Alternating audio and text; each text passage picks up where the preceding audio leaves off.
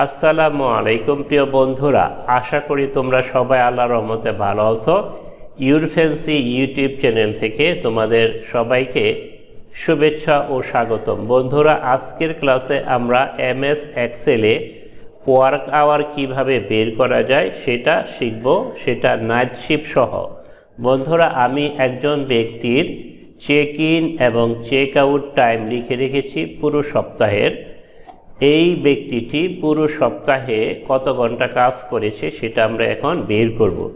দেখো, এই ব্যক্তিটি সানডেতে চেক ইন করেছে সকাল 8টায়, চেক আউট করেছে বিকেল 5টায়। মানডেতে সে চেক ইন করেছে সকাল 8:30টায় আর চেক আউট করেছে বিকেল 4:30টায়। টিউসডেতে সে চেক ইন করেছে রাত বা সন্ধ্যা 7টায় আর চেক আউট করেছে রাত 3টায়। ওয়েডনেসডেতে সে চেক ইন করেছে সকাল 8:30টায় আর চেক আউট করেছে বিকেল 5টায়। থার্সডেতে সে চেক ইন করেছে সকাল 7:30টায়, চেক আউট করেছে দুপুর 2:30টায়। এখন এই ব্যক্তিটি পুরো সপ্তাহের মোট কত ঘন্টা কাজ করেছে সেটা আমরা বের করব। এই জন্য প্রথমে যে ওয়ার্ক আওয়ার এখানে কার্সরটা ইনসার্ট করব, রেখে এখন আমরা এখানে একটা সূত্র অ্যাপ্লাই করে এই সানডেতে সে মোট কত ঘন্টা কাজ করেছে সেটা বের করব। প্রথমে আমরা ইকুয়াল টু চিহ্ন দিব। ইকুয়াল টু চিহ্ন দেওয়ার পরে আমরা ফার্স্ট ব্র্যাকেট ওপেন করব। ফার্স্ট ব্র্যাকেট ওপেন করার পর এই যে চেক আউট টাইমটা যে সেলে আছে, এটা আছে তোমার D3-তে। এই যে দেখো ডি, আর এই যে দেখো 3, D3-তে আছে, আমরা D3-তে লিখে দিব।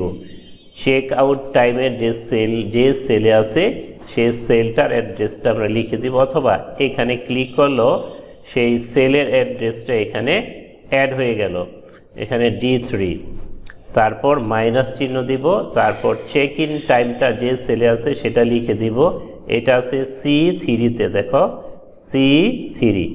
আমরা C3 হাত দিয়েও লিখে দিতে পারি, অথবা এখানে ক্লিক করলে C3 অটোমেটিকলি এখানে অ্যাড হয়ে গেল।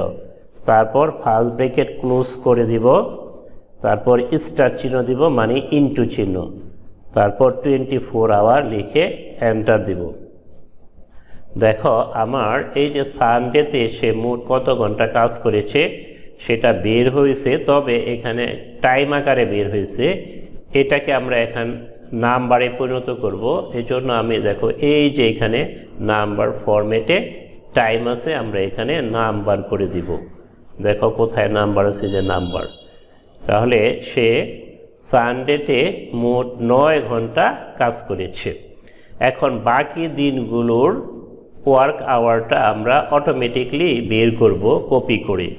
এজন্য এখানে সেলটা রেখে দেখো যে ডান দিকে এই কোনায় ধরবো, ধরার পর এরকম একটা প্লাস চিহ্ন আসলো। প্লাস চিহ্ন আসার পর চেপে ধরে ড্রাগ করে নিচের দিকে নিয়ে আসবো। দেখো বাকি যে দিনগুলো সেগুলোর ওয়ার্ক আওয়ারটা বের হয়ে গেল। কিন্তু এখানে একটা সমস্যা, দেখো টিউসডেতে তার -16 আওয়ার হয়ে গেছে, কিন্তু ওয়ার্ক আওয়ার তো আর মাইনাস হতে পারে না কখনো।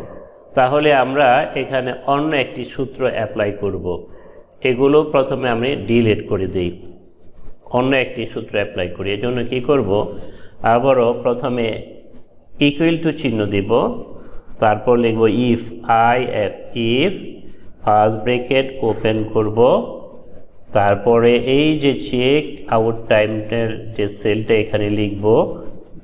লেখার পরে অথবা এখানে ক্লিক করলে অটোমেটিকলি এসে গেল D3 is greater than C3, অর্থাৎ চেক ইন টাইম, কমা, তারপরে ব্রেকেট দিব D3 minus C3, first bracket close করে দিব, তারপর কমা দিব, আবার ফার্স্ট ব্রেকেট ওপেন করে D3 মাইনাস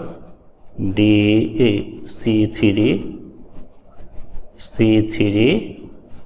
ছোট হাতের দিলেও কোনো সমস্যা নাই, +1 লিখে ফার্স্ট ব্র্যাকেট ক্লোজ করে দিব, তারপর আরেকটা ফার্স্ট ব্র্যাকেট ক্লোজ করে তারপরে স্টার চিহ্ন দিয়ে 24 লিখে এন্টার দিব। দেখো আমার বের হয়ে গেল। এখন বাকি যে দিনগুলো সেগুলোর আওয়ারটা কপি করে দিব, এখানে ক্লিক করলে দেখো আমার বাকি আওয়ারগুলো বের হয়ে গেল। এইবার দেখো এখানে কিন্তু মাইনাস আসে নাই। সে টিউসডেতে সন্ধ্যা 7টায় চেক ইন করেছে, চেক আউট করেছে রাত 3টায়, তার যে ওয়ার্ক আওয়ার সেটা 8 ঘন্টা সে কাজ করেছে। এবার কিন্তু মাইনাস আসে নাই। তো এইভাবে তোমরা এই কোনো ব্যক্তির সারা সপ্তাহের ওয়ার্ক আওয়ার বের করতে পারবে। এখন আমি যে সারা সপ্তাহে সে মোট কত ঘন্টা কাজ করেছে সেটা টোটালটা বের করে দেই। এই সবগুলোকে সিলেক্ট করে এই যে অটো সামে দিয়ে দিব। দেখো এখানে অটো সাম দিতে পারি। দেখো তার বের হয়ে গেল 40 ঘন্টা 75 মিনিট। অথবা আমরা এখানে ফর্মুলা অ্যাপ্লাই করতে পারি, ইকুয়াল টু চিহ্ন দিয়ে সাম লিখে তারপর সবগুলো সেল সিলেক্ট করে আটকে দিয়ে এন্টার দিব। দেখো বের হয়ে গেল। তো আশা করি আজকের এই ছোট লেসনটি তোমাদের ভালো লেগেছে। যদি ভালো লেগে থাকে তাহলে লাইক করো, কমেন্ট করো, শেয়ার করো, সর্বোপরি সাবস্ক্রাইব করো। তোমাদেরকে অসংখ্য ধন্যবাদ জানিয়ে এবং আগামী ক্লাস দেখার আমন্ত্রণ জানিয়ে শেষ করছি। আল্লাহ হাফেজ।